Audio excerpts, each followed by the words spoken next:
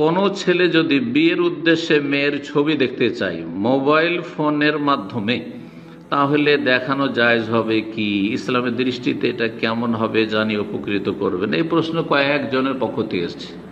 দিনদার আমাদের বেশ কিছু বোনেরা রয়েছে বা মেয়েরা রয়েছে যাদের সামনে এই সমস্যা আসছে, কারণ পরিবার অনেকে দিনদার নয়, বাপ মা দিনদার নয়, ছবি দিতে প্রস্তুত।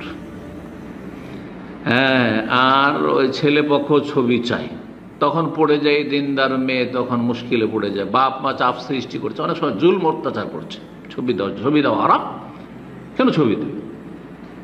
বিয়ে হয়ে গেছে তার সাথে, যেই দিন কবুলটা হয়ে যাবে সাথে সাথে ছবি দেন, অসুবিধা নেই, তার আগে ছবি দেওয়া হারাম।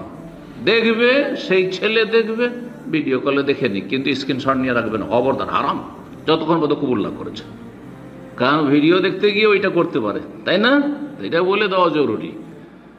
কারণ এই ছবি আসল হচ্ছে যে কোনো যুবক যুবতীকে বা কোনো পুরুষ বেগানা নারীকে দেখবে না, হারাম।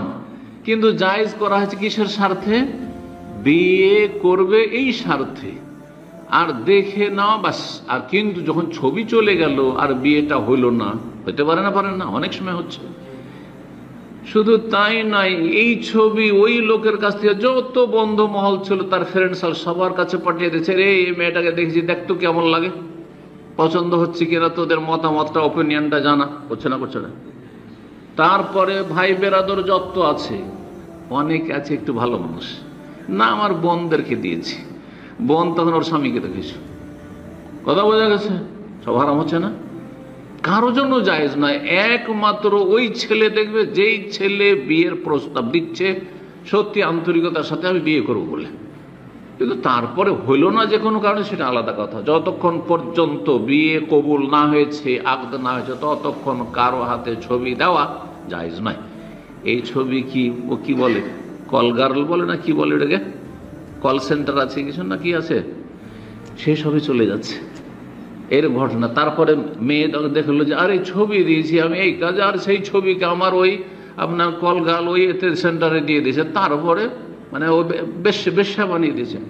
জানতে ভালো সম্ভ্রান্ত পরিবারের মেয়েটা আত্মহত্যা করেছে, দিনের জ্ঞান নিয়ে আত্মহত্যা করেছে। ইন্ডিয়াতে, বিহারে এই ঘটনা ঘটেছে কয়েক বছর আগে। কেন এগুলো হইতে পারে না? জি। সুতরাং ছবি কারো হাতে দেওয়া যায় না, কোনো বাপ মা যেন এরকম চাপ সৃষ্টি না করে। আল্লাহ হেদায়েত দান করুন।